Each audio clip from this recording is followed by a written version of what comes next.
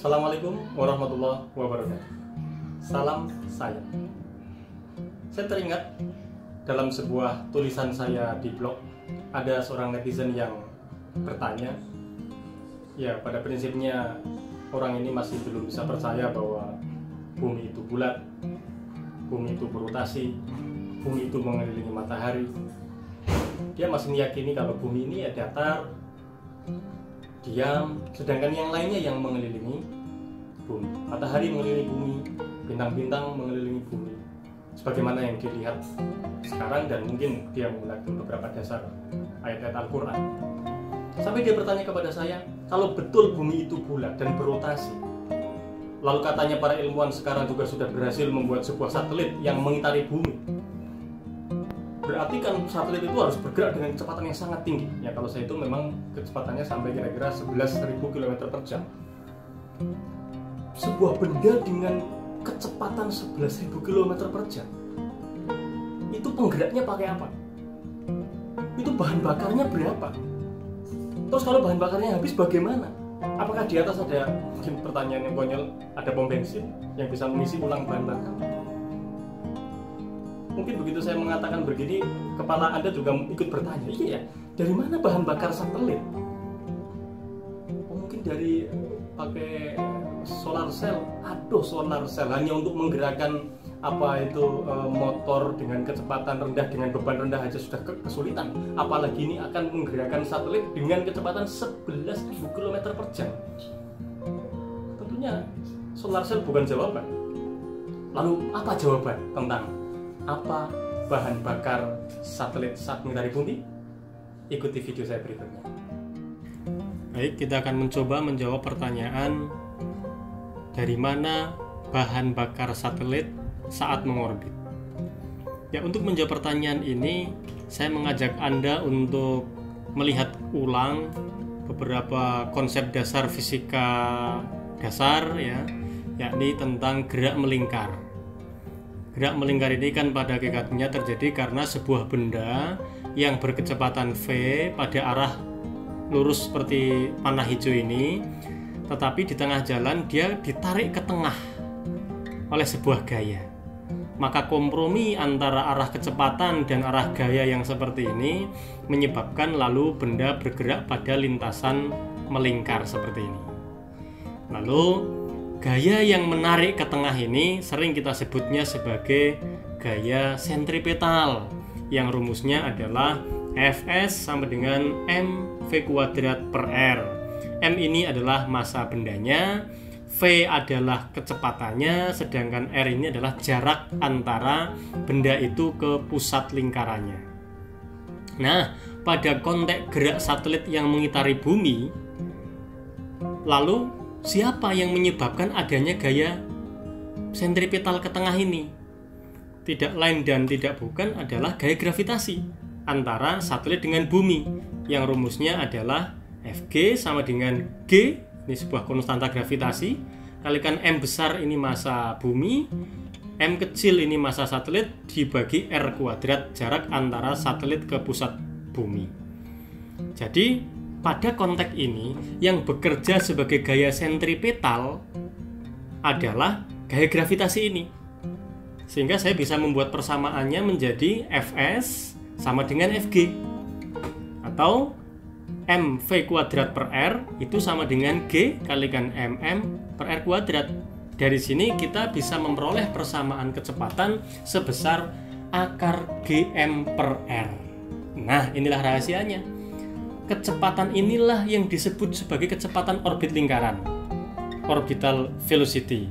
Sebuah benda kalau sudah memiliki kecepatan orbit seperti ini, maka benda ini akan terus bergerak melingkar tanpa pernah jatuh dan tanpa pernah butuh bahan bakar lagi. Jadi intinya, kalau kita punya sebuah satelit, kemudian pada saat peluncurannya diluncurkan dengan kecepatan orbital, yaitu yang besarnya kira-kira akar Gm per r, maka satelit tersebut akan terus bergerak mengitari bumi tanpa pernah jatuh, tanpa pernah butuh bahan bakar lagi. Selama tidak ada gangguan dari luar, ya maksud saya. Sebetulnya hal ini sama seperti bulan. Bulan untuk mengitari bumi juga tidak perlu bahan bakar.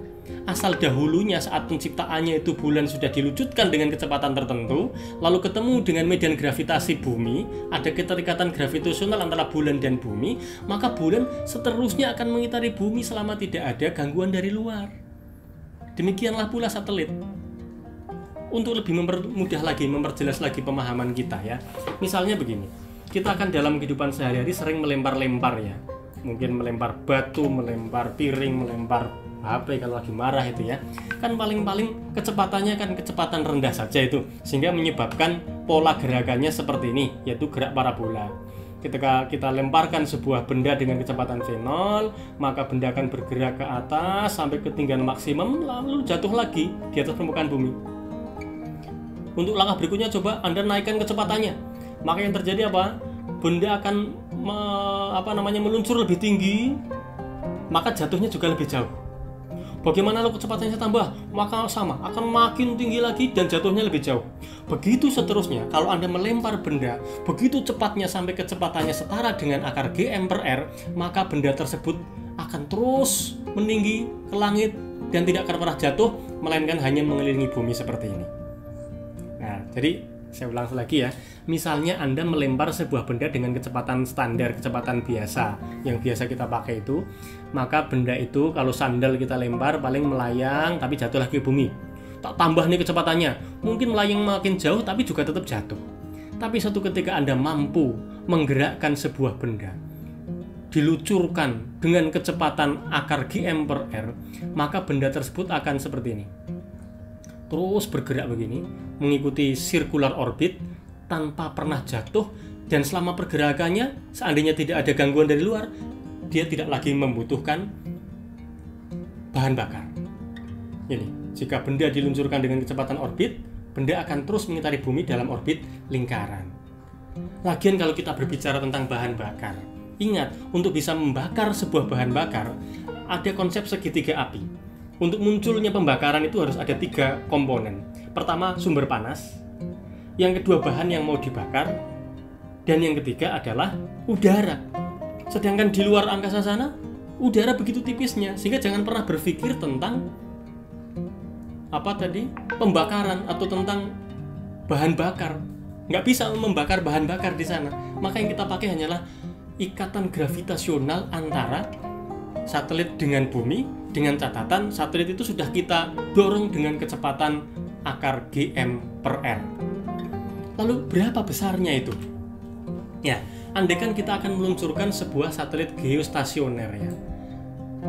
Satelit geostasioner itu adalah satelit yang seolah-olah diam di atas permukaan bumi yang sama, diam di atas permukaan tanah yang sama. Ini biasa dipakai untuk satelit komunikasi. Misalnya sebuah satelit akan dipakai untuk komunikasi orang-orang di Yogyakarta, maka satelit itu harus dipasang terus di atas kota Yogyakarta. Kalau kota Yogyakarta bergerak sebagaimana bumi bergerak selama berotasi, maka satelit ini juga harus bergerak dengan kecepatan yang sama dengan kecepatan rotasi bumi. Nah, satelit tipe seperti ini harus diletakkan pada ketinggian kira-kira 35.000 km di atas permukaan laut.